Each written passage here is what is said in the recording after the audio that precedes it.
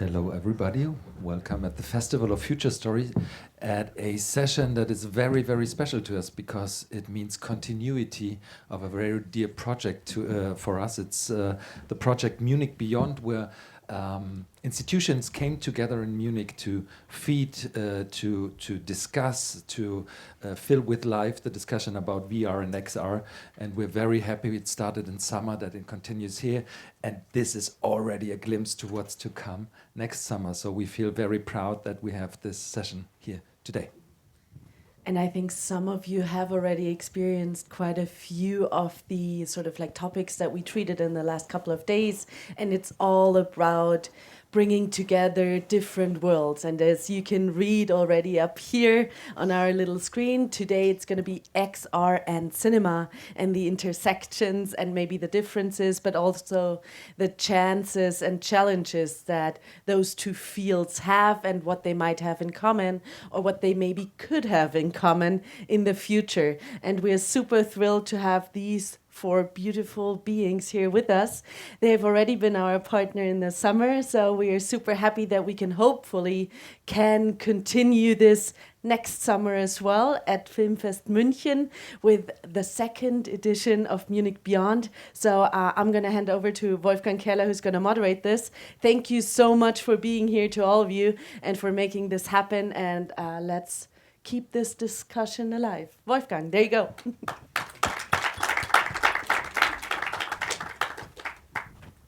Thank you, Christoph and Ilja. Yes, we need your mic, definitely. Welcome everyone. As you can see, the title of our panel discussion is XR and Cinema Screens of the Future. And I think we are all very happy that so many of you showed up today, because we all have the experience that somehow, as soon as the abbreviation XR appears, some people in the film industry still tend to get a bit skeptical whether that's really relevant for them. So obviously that's changing, and we're working on driving that change. So for those of you who don't know, probably none, XR, that stands for extended reality. On the technological side, it includes things as virtual, augmented, and mixed reality, but also other forms of immersive experiences. And over the past years, it has evolved not only technologically, so headsets get better and better, but also from a creative perspective. It's a true storytelling medium today, and also a medium for not only single player, but also collective and shared experiences. We're going to talk about that today. And if you combine storytelling and shared collective experiences, then XR suddenly is not that far from cinema and from what makes cinema special, even if the screens in XR are still a bit smaller and right in front of your eyes and built into bulky headsets. So today we want to explore how stories can be told in XR, how we can bring together audiences and get them and activate them and get them to participate. How storytelling and also cinematic languages are evolving in this new medium, and whether XR might be much more relevant to filmmakers, maybe especially to young filmmakers and also cinema operators than some might think. Yeah, of course it is. That's that's a spoiler. What do I mean when I say we? I have three fantastic experts with me today on stage. Katharina Weser, the CEO and co-founder and producer at Residenztheater Films, right in the middle. Thanks. Ilja Mirsky, he's a digital dramaturg at Residenztheater Munich. And Silke Schmidt, she's the head of XR Hub Bavaria here in Munich. Thanks, Summer. You will hear much more about their work. I kept it short because we will have really a close look at their work and why they are involved at the intersection of XR and storytelling. My name is Wolfgang Kerler. I'm a journalist and event curator at a small company I co-founded that's called 1E9. We have a magazine, we have podcasts and events where we cover future technologies, including XR, and our biggest event is called the Festival der Zukunft, the Festival of the Future, with the Deutsches Museum. And the Festival der Zukunft was one of this year's Munich Beyond partners alongside Filmfest München, XR Hub, Residenztheater, and FFF Bavaria, who's also present here multiple times, I guess. More on Munich Beyond later.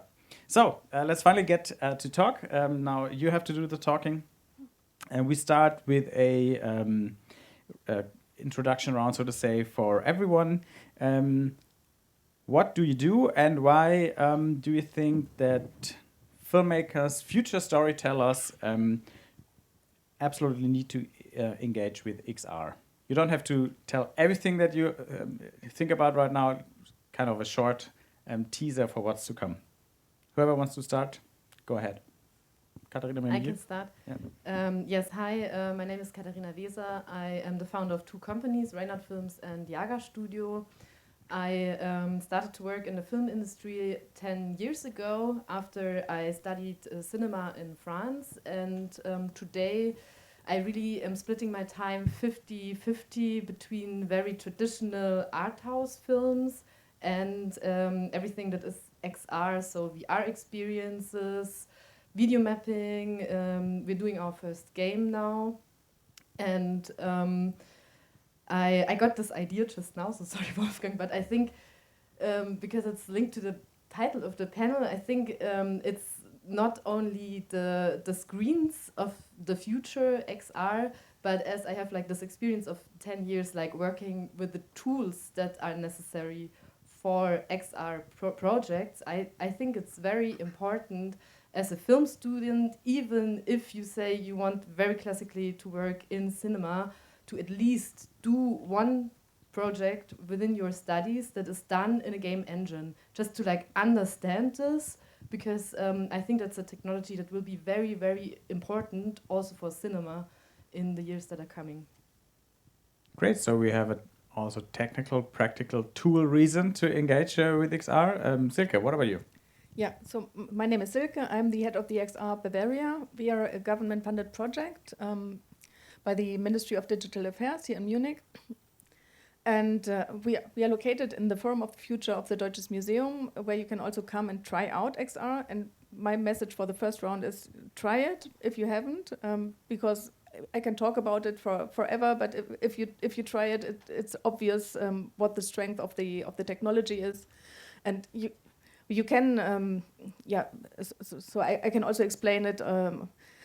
By Mels later, so the term is presence, and you really feel present in the world where the technology takes you. This is for those who want to understand it, but try it. Great, and there is a chance to try it today.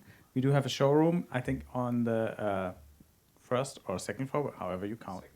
Second floor.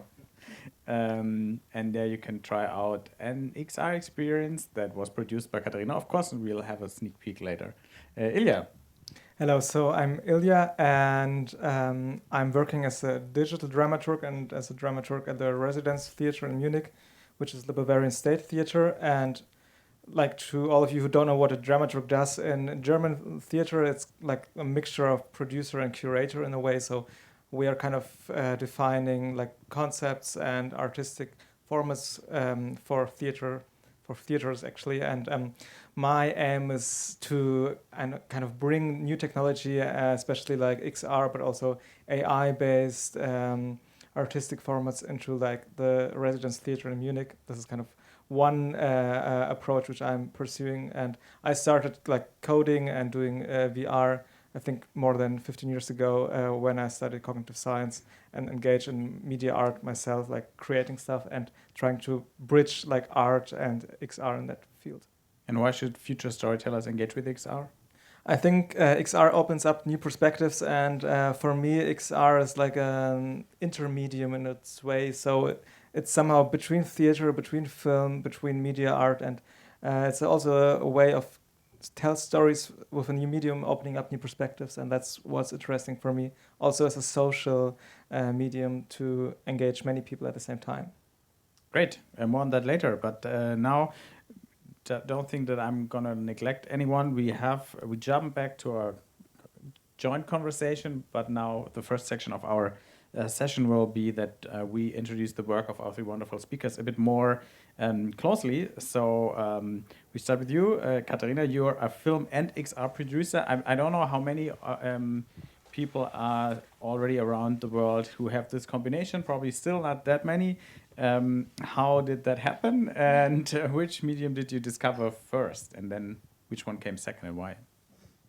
It really was, I think one could say, a coincidence or an accident, because I did not study at all anything that has to do with XR game engine, etc. I still today am not like a tech specialist, but I'm very interested in technology and on how to use them for cinema, for projects, how to do something new, just because there is new technology that gives you new possibilities. And yeah, I started very classically with cinema that I still am pursuing and still am doing. So my first feature-length film was in Venice this year, and I have 2 other projects that are nearly finished or in production. And I came to XR because I finished film school and I created a company, and it was like really hard to get started with projects. And then I had the option to co-produce an XR project with my fellow producer from my French film university. And so I was like, yeah, why not? Let's try. Probably this is working out better than art house cinema films that already was complicated to get funded 10 years ago. And this project was more easy to get funded, and it was quite successful when it came out, and it is until today the project I earned the most money with. So for me, like later on, it also was a business decision to split my time between both of that, because I of course earn money during production from film projects, but I don't really have any revenue from my art house films, and I think that's the same case for most of producers in Germany, whereas from my XR projects, I have revenue. It's not crazy and I'm not rich, but it's still something that gives me the option to then start into something new that is completely not funded yet, which you never can do when you work just with art house films. You always need the film funds, you always need some money in the beginning to get things started. We are very happy that the film funds also do some XR funding nowadays. But what a surprise, financial reasons for getting into XR. But now, if from a storytelling angle, where do you see the strength of each medium, and maybe what new possibilities did XR open up for you to tell stories? I think when a project comes to me, as I'm like working on both sides, I always like ask myself, okay, what would be like the best place to tell the story? And of course, some people I work with are traditional film directors, and they say, okay, I just do flat cinema and that's it. But in XR, you can find so many ways to perfectly tell whatever you want. You have the option with the new headsets, for example, to go into mixed reality. So it means that you see some like digital elements, but you also see your environment through the cameras that are on the headset. And for me, that's like a crazy invention that is super helpful for documentary, for example, because it really opens up so much things that you cannot tell with classical cinema. And I think for me, it's always like very important to go there with an openness to see what makes sense for the director, for the story, for the project. But at the same time, I'm also trying to see what might make sense on an economical end. So what I do very often, and we will have that example here later, is that I don't produce just for one output, but that I do have different outputs for one project already in mind when I go into production. Maybe we can talk about this when we look at concrete projects, because later is now. We do have some showreel, because we have to make use of this beautiful screen. So we first watch the showreel. It has a sound, and then you can tell us a bit about each project, and then we can definitely say that you're not doing just the same every time. It's a wide range of projects, of stories, obviously. Maybe you can just give us some details about each of those 4 projects. We started with Emperor. With Emperor, yes. Emperor is the black and white thing you saw in the very beginning, and it's like, for me, it's really what you would call an anima doc, if we're talking about films and animated documentary. And it's really, really working out very well in VR, because VR is a medium that makes empathy and emotion so much stronger than in cinema. And it's a very documentary story about the director. Her father had a stroke, and he's not able to speak anymore because he has aphasia. So he uses wrong words for what he wants to say, but for her it makes sense because it's linked to childhood memories. And she initially is a set designer for cinema, so she didn't come at all from like the XR world, and she just tried to find a visual language and a universe where she's describing on how this makes like sense what her father is saying. And it's a project that is working like crazy, because I have so many times I got people out of the headset after 30-40 minutes that were crying. The second one had kind of a games second one, feeling. Yeah, it has a games feeling, but I think that's linked to because it's a playthrough, and it's like how a person moved the head in the camera. I would say it's a very classical like science fiction film in VR with horror elements. That's my first project I produced that really like traveled a lot. And The one that you're still making. Yes, ported to different formats and headsets. So there always were new business cases also when we ported, when there was a new headset, then new people were buying it because there was not so much content. Yes, then you saw a project with the furry monster and hand tracking. That's a short film where you learn some words in sign language via hand tracking, because it's about a young boy that cannot hear. And the last project is what I would recommend anyone who says, I'm not interested in VR and I'm a cinema person and a cinema director to watch, because it's a very classical, traditional film. So there's no interaction, there's no buttons or hand tracking or things to do, but it's a walkable film. So you are in this world and you decide from which angle you watch and where you stand while you follow the story. So you choose the camera perspective, so to say, yourself. Yes. Mm-hmm. Silke, you wanted to add something? Yeah, and it won the prize in Venice, so congratulations for that. I think that's really fantastic, and not so many projects do that, so it's really cool. Now we do have one more show reel, but first of all, can you the distribution, this one XR platform for all the headsets, and then maybe what can you do within XR first production? Mm-hmm. How can you distribute it also to other channels and formats? Yeah, and maybe you also add how you showed it in China, because I was impressed when I saw the pictures that you showed me some time ago with Biolum. Mm-hmm. Yes. Well, the distribution of XR projects, it's very different to cinema. Like, first of all, what's important is, like, I have for my projects a publisher, so I'm very lucky that I don't have to take care of this on my own. Someone else is taking care of it. And it's rather similar to games than to films, because the publisher has all the rights worldwide, and then he's sub-licensing to others. And what I am seeing today, that in XR there is not a huge market as there is for cinema or games right now, but there definitely are segments of a market that will develop, because there will be more headset owners in the future. And the two segments that are working out well, it's on the one hand everything that is like a more gamified content for young audience between like 15 and 25 that really owns those headsets and that is using the headsets at home. And that was like the horror project. That was something that somehow went into that. So that also sold online.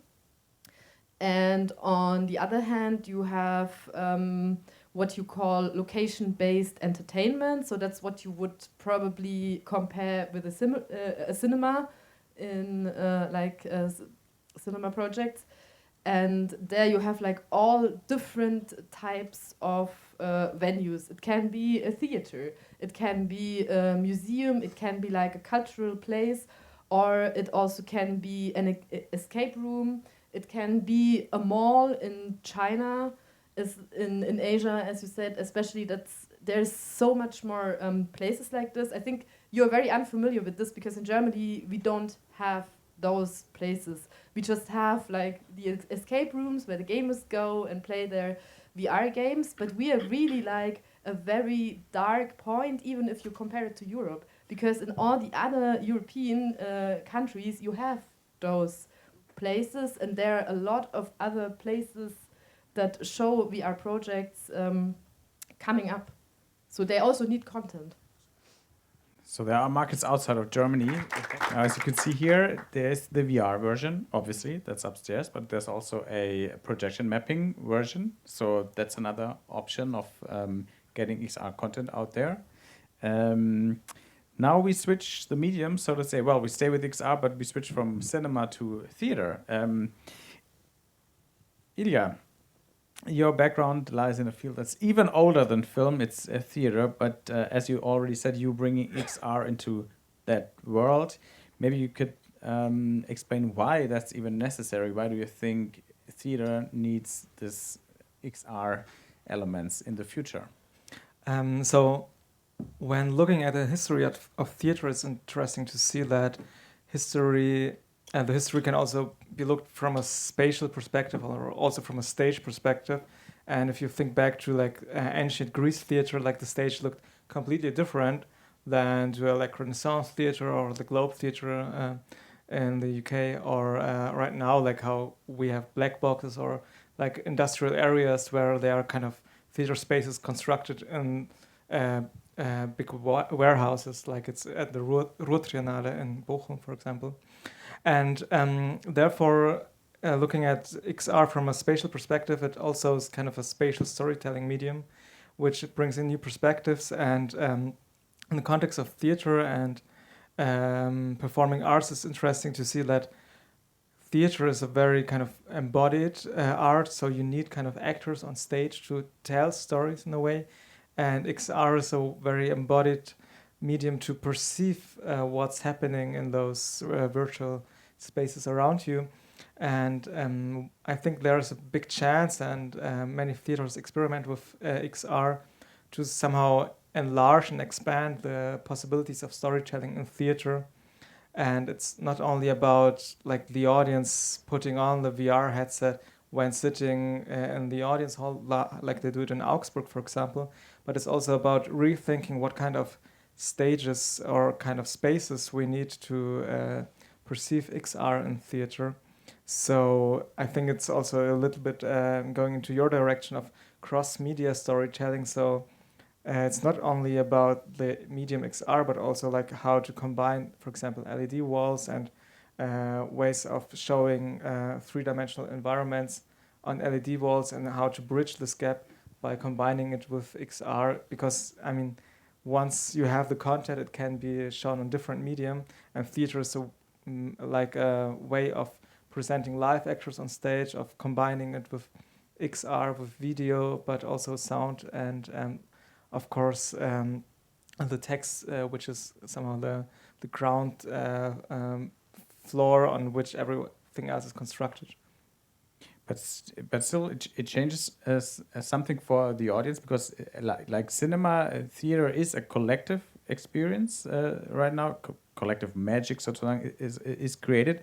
But if you what you described later, if you're not doing the XR integration with people putting on their headsets while still sitting there and maybe having some mixed reality elements or some parts that are completely in VR, but if it's another room setup, they get active. So that's a complete change for both mediums, and also even in the XR space, we come more from single player experience because of technological limitations.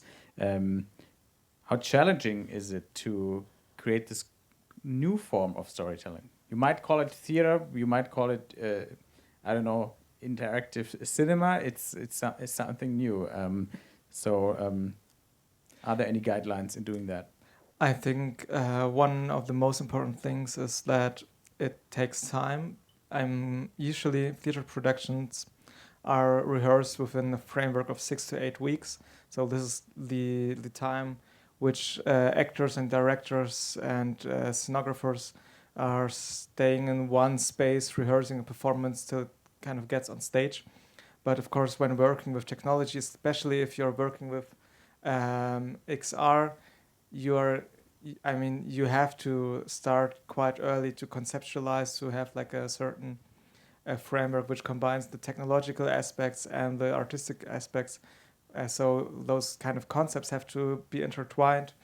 And theater is very good, especially like big theaters like the Residence Theater are very good in kind of producing and staging stuff, but they're not good in experimenting with stuff. And especially when it comes to new artistic formats which use or make use of XR, you need to have like a plug and play version, because each day there are different shows performed.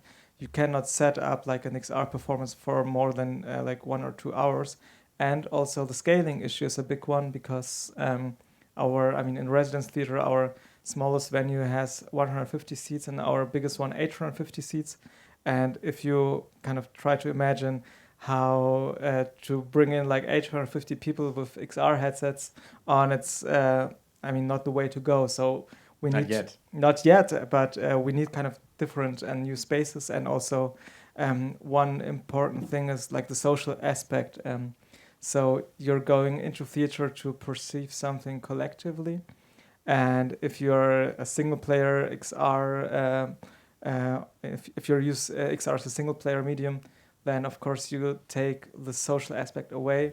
So for that reason, I also did an experiment using like true AR glasses, which was kind of interesting to experiment with, but not kind of the right way to go. Also, if looking how the medium XR is evolving right now, so that there's a big shift of going away from AR to pass-through or mixed reality performances. So, in a way, producing for theater is kind of, you always have to think of where is the technology evolving to, and also what are the limits when working in a very kind of an institution which has like good actors, good spaces, amazing spaces, and has like a certain architecture which you can use, but you don't have the expertise of all the employees how to bring in XR.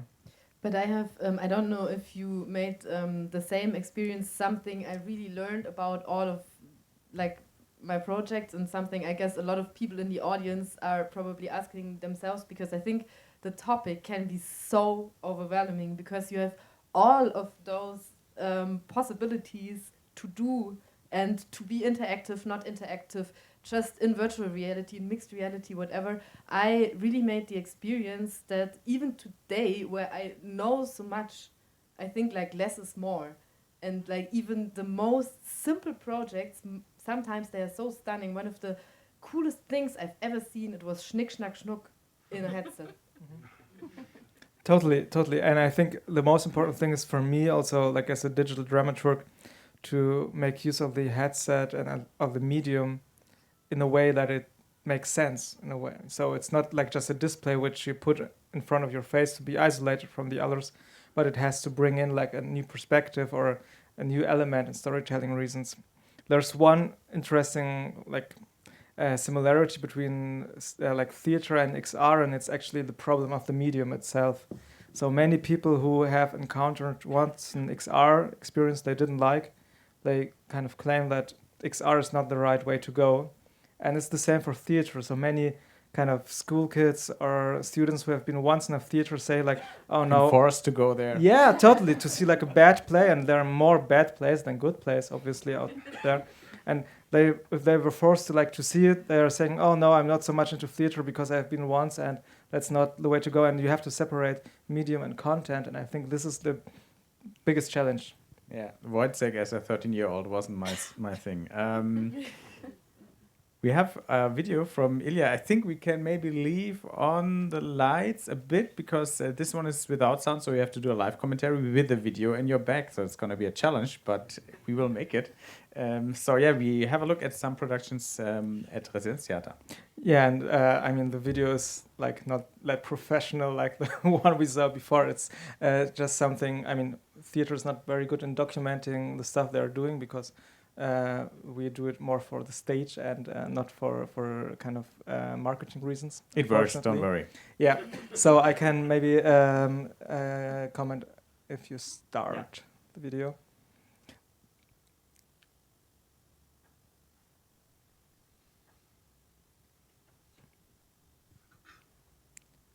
Okay, so there is the project I mentioned before where we use 60 Magic Leap AR glasses to like somehow extend the stage. So we had a reading performance by Sibylle Canonica, who is one of our actors in the ensemble, and together with 2 students from the Film University in Babelsberg, we created like a quick and dirty event. We showed it 5 times where we kind of extended this virtual scenography by bringing in XR.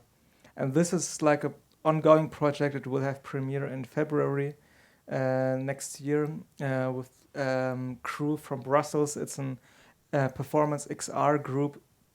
We are collaborating with them for 2 years now. And we're creating a performance called Tremens. We did 2 work-in-progress showings in the last year in this venue, in our main theater venue, where we try to make use of this foyer, which is not being used as a performance venue, and it's most of the time not used. And inside of this foyer, we will combine live acting performance with like an XR performance on 2 floors.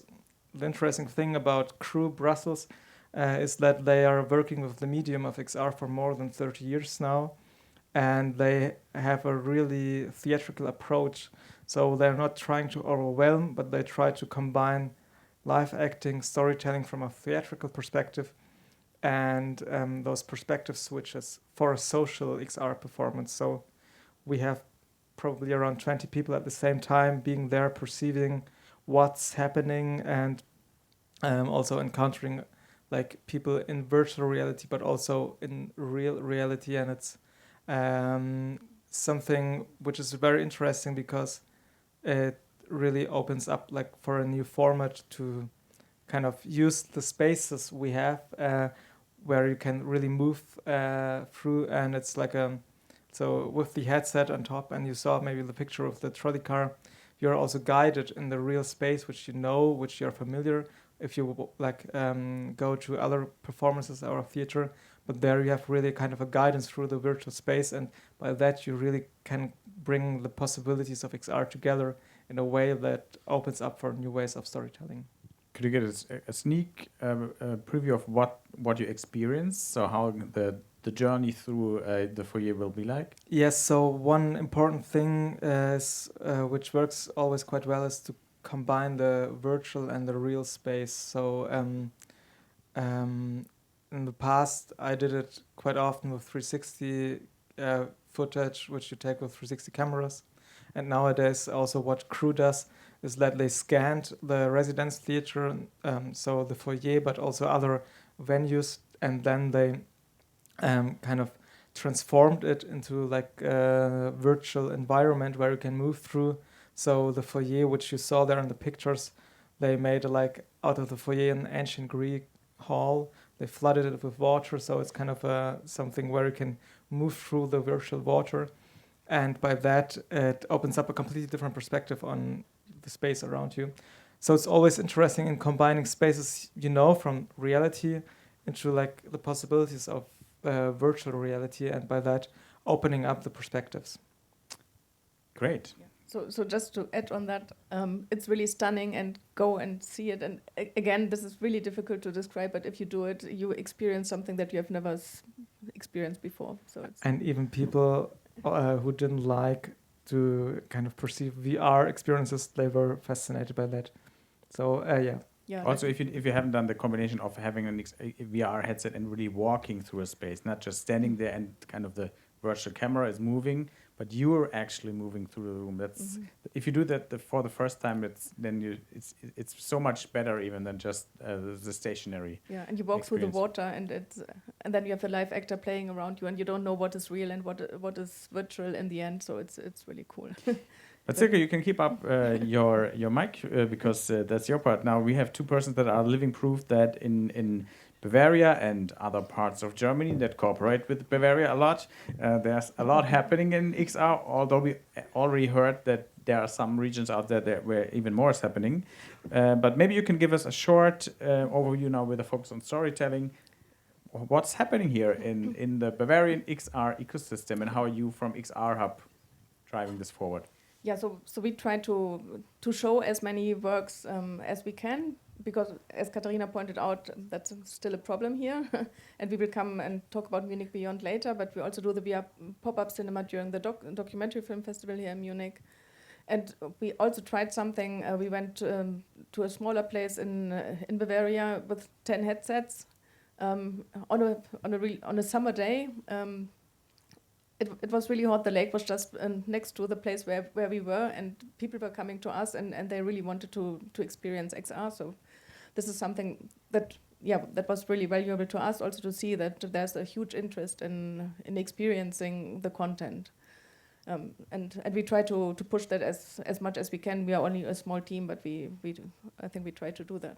So you do travel around Bavaria, showcase XR projects whenever possible. But there's more to the work of XR Hub. Maybe you give us a brief overview for about your activities. So we work across all sectors. We had a big event for teachers, for instance, yesterday. So there are really interesting experiences, and teaching is going to school and learning things can be so much more fun, and because you experience the content, it can be interactive. You're not disturbed by anything else, and so we tried to bring together teachers and the developers yesterday in a big event in the museum, and there were 300 people. So it was I think it was really successful, and so you can see that a lot is happening in that field. So education and training, also vocational schools, because there are things that are really dangerous, and it's much more.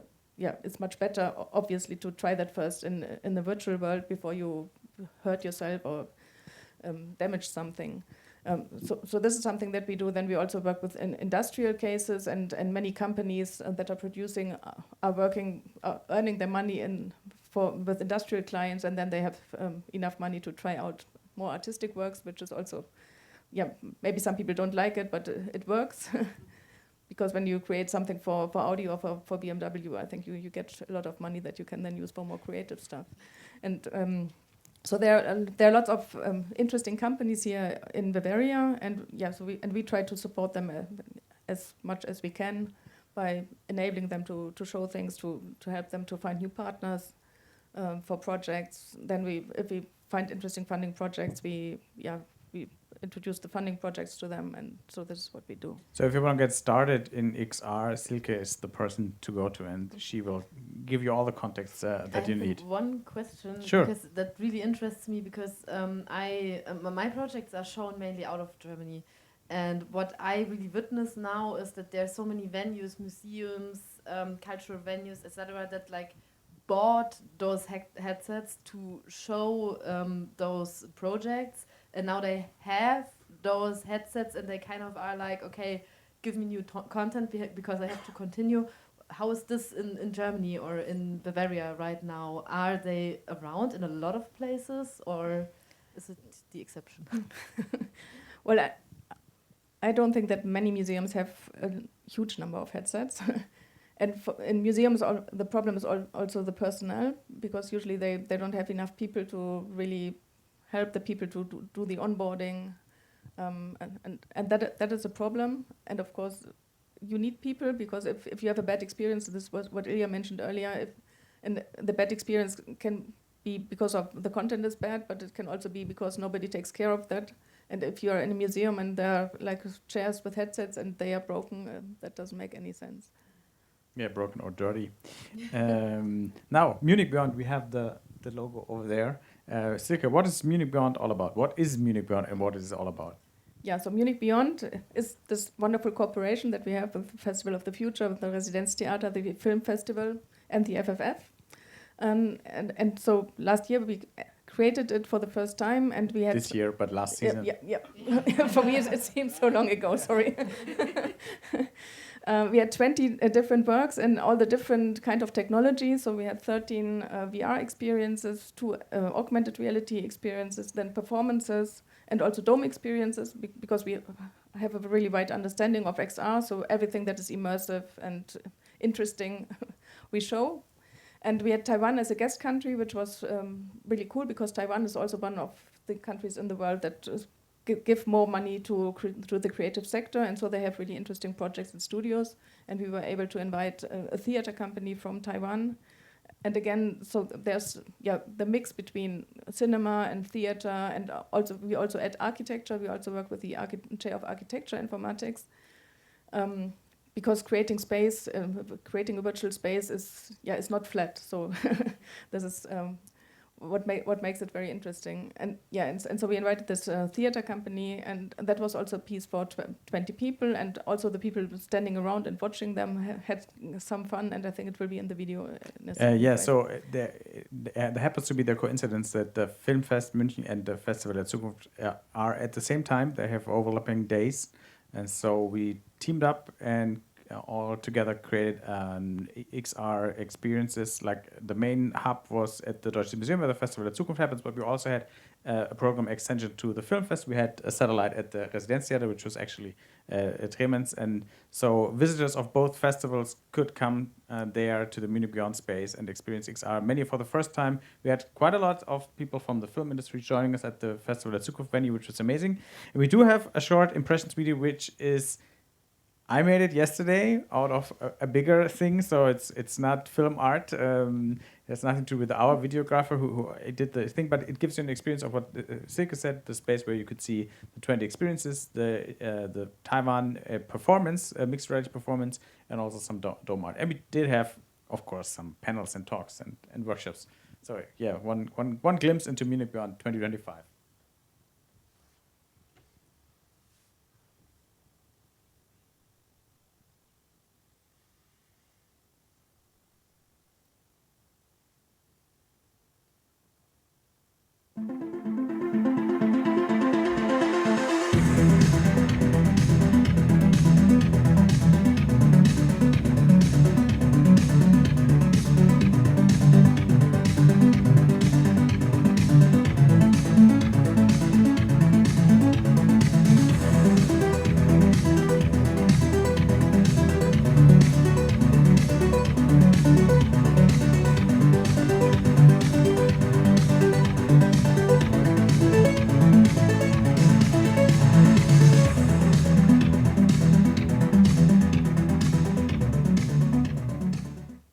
So a small teaser for next year. Yeah, and we hope that you all come. Yes, it's gonna be. If we get the funding, I'm not pointing out people in the audience, but it will happen from July 2nd to 4th at least. But why does Munich need such an event, like a platform for showcasing? We had a lot of local projects funded by FFF, also co-funded by FFF, but also very international renowned projects that were at Cannes and Venice and South by. Why does Munich need this? Because there is Venice. Yeah, but not everybody is traveling to Venice, and it's 1 week in summer, and there are all the professionals, and you don't get any tickets to see it. So I think that we need more occasions to show the internationally renowned and higher quality works also here in Germany. And Germany so far doesn't have any festival. So there's a big need to show these works here. And yeah, so Venice is the aim. Everybody wants to have the premiere in Venice. That's fine. I think we don't mind. But we try to bring these works then to Munich and to show them to the audience here in Munich and in Germany. And so I think it's a very, very good to have Munich Beyond, and hopefully we get support for next year. And maybe like it's important to show that VR is not only like one certain way of perceiving it, or not only a kind of, there's not only one certain approach towards VR. It's not only film, it's not only theater, it's not only art. It's something more. It's something which can connect people from different kind of industries and perspectives. When I started like combining VR and art in Hamburg during the VRAM festival, which was the first VR and arts festival there, it was so interesting to see that it were like people from the Thalia Theater there doing VR art and doing their VR art festival. And out of that, like a festival emerged, which was taking place at a very special place in Hamburg. And I see that in Munich, there's this like option of combining like theaters, like the Deutsches Museum, like your festival, and also the XR Hub to bring in and kind of create a new perspective on VR. So now this took all a bit longer, but we have at least till 1:05 because we started 5 minutes later. I'll take that. Now this sounds promising, but let's do kind of a reality check, especially if as we are at the Festival of Future Storytellers. So theater, media, cinema, film, that's old media. You can study past works. You can learn dramaturgy, production. You know, there's a way to get into this industry, learn the basics, then do your own creative work based on that. XR is much younger, technology is still limited. So how easy is it to learn XR and get into the space? And on the other side, how mature is XR already? How high is the production quality? Are there still, 90% experiences that are not good, and there are 10% of which 2% are Katharina's work, or is it better? So yeah, the reality check on XR for festival for Future Storytellers. How hard is it to get in, and how good is XR already? I think in terms of like getting in, it depends, of course, from which side you come. It's hard to code. I cannot code, and I'm not going to learn it. But I think for anyone who is working in cinema, it's very important to at least try it out. You still can then decide, okay, it's not for me. But what we did not discuss today at all is, for me, it's not only like a new screen and a new medium, but it's a tool. I don't know how far you use it also as a tool, but when you told me about the scan of the Residenztheater, I'm kind of sure probably you showed us to a director or whoever. I had a lot of like use cases of XR actually during my film projects. For example, that you the set design, it takes very, very long to build a set, and the director and the actors, they are complaining, but we cannot like start rehearsing because we don't have the set. So I took like the draft of the set from like the program of the set designer. I gave it to my coder. I asked him, can you just like throw it in a headset? And the actors started to perform in the set with a headset, which was super helpful. And there's like a lot of like cases like this. For example, scanning in cinema also becomes more and more important. And what I see is that the whole pipeline of how you make films, and even like some professions, it's like dramatically going to change in the next 10 years. I was sitting with my costume designer yesterday, and she told me of a project where she was working on an American project, a series, and they were like, we need you for 3 seasons. And then we do another 3 seasons, but we don't need you anymore because we do the rest with AI and everything. So I think it's very important to get into game engines and into the making of this, because it's not only XR, it's also for cinema a tool that is very important to at least understand how in the past even the director or whoever would have to learn like the editing program in the film school. And I think it's very important at an early stage to try to dive into this and to know like what you could do with it, and then you can do anything even if you're not an expert. Silke, first. Yeah, I would like to support this. I would like to add, so it's a tool, yes, and everybody needs to know the tool, or at least have an understanding. I think also all the film students. But then the narrative VR experience for me is a medium in itself. So I would compare it to like a film or a game, and then you have a VR experience. So it's And can both. you learn how to do this already? Sorry? Can you learn how to do a good VR narrative experience? Are there, I don't know, trainings, classes You can, out there? Definitely, but not in Germany. Yeah. Yeah, everywhere in the world. And here I think you can learn bits and pieces. And of course, nobody knows everything. As you said, you are not coding, I'm not coding. So you need to have all the different disciplines. And you can learn game engineering, game design, for instance that. But then usually the storytelling is missing. So and then you need to find somebody who teaches you the storytelling in VR. And I think there are universities where you can learn it. Here, I don't think it's possible at the moment, even though there's a professor who comes from who knows everything, but she has to teach only AI. But she could do more.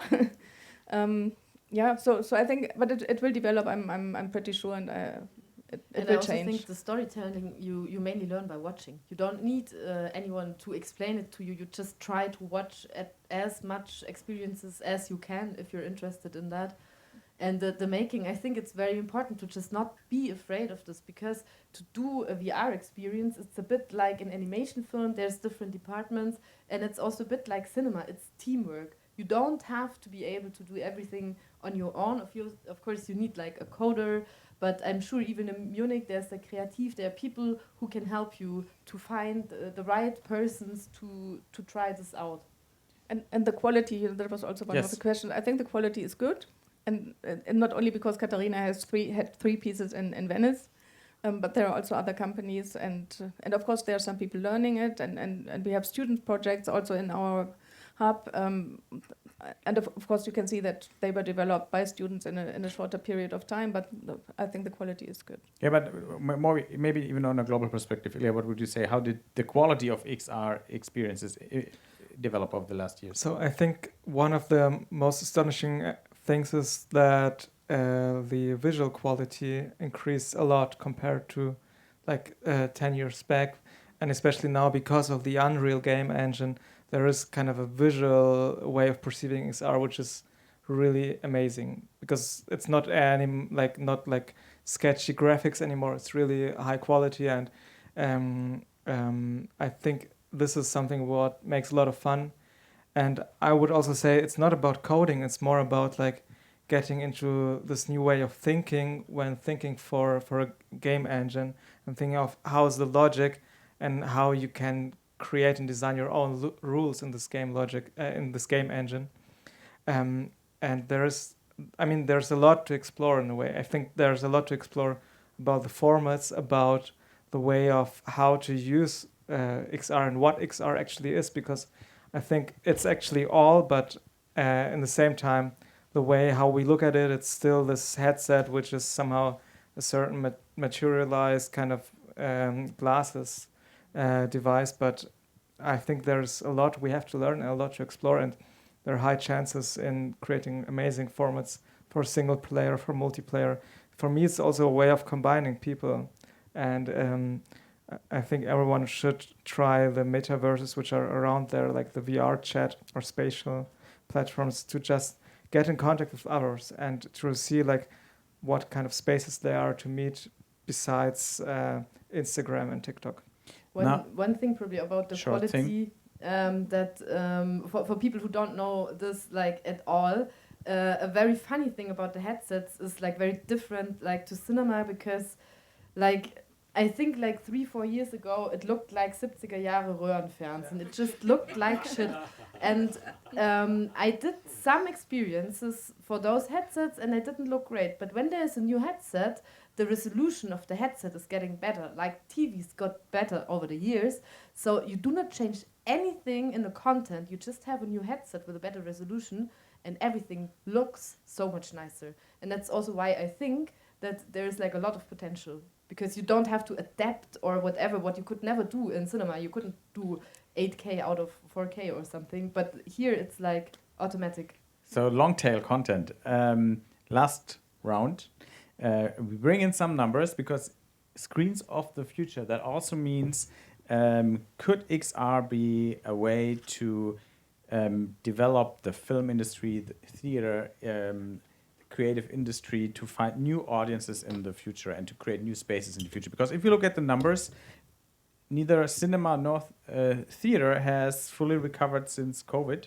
I have some numbers. In 2019, we had in Germany nearly 120 million cinema visits and over 26 million theater visits. And now in 2024, we were back at 90 and 20 million. And if you have a longer term look, numbers are slowly declining. It's not that everything's just dying, but it's slowly declining. So could collective VR or single player but location based XR be an opportunity also for the venues to create new audiences and to create a future for the storytelling market? Maybe each of you could give your thoughts about it. I would say yes, definitely. On the long run, yes. I mean, right now there are still those scaling questions, but I mean, theater. There are so many different theater places, theater festivals out there, and you also see like this year the Berliner Theatertreffen, which is the most important theater festival. There was like one theatrical XR performance invited from Vienna, and people are getting more and more into it. And I think on the long run, it will open up perspectives, also combined with other kind of medium like LED walls. So it will be like a cross-media storytelling aspect in theatrical spaces. And also for a younger audience, I think it might be very interesting because you said earlier, like when you were 13 and you were forced to go to the theater, you didn't like it, but then to bring people back to the theater with this technology that the younger audience is growing up with, I think that can also be a good thing to do. I think it's already happening. In France, there's one of the biggest like multiplex cinema chains that decided to reduce 20% of their screens and to create immersive venues there. There's also all of those projection mapping venues that really like get more and more and more. And also planetariums are changing into not only showing stars and science shows, but also artistic experiences and storytelling experiences. Yeah, I think there are no numbers yet, but what you just said about cinema and theater, I think if you would look at immersive venues or venues that own headsets, they would slowly go up. Not like this, but... Great. Now, we didn't have the time. Sorry, that was my mistake. That you could ask questions to those guys, but they will be around, and there is the chance to experience the sad story of the little mouse upstairs. Do that, and maybe some of you are at the FFF meet and mingle later, and then we can hang out a little more. Thank you so much, Ilja, Katharina, and Silke for this insights. Thank you for joining us, and if you haven't done XR yet, do it today. Thanks.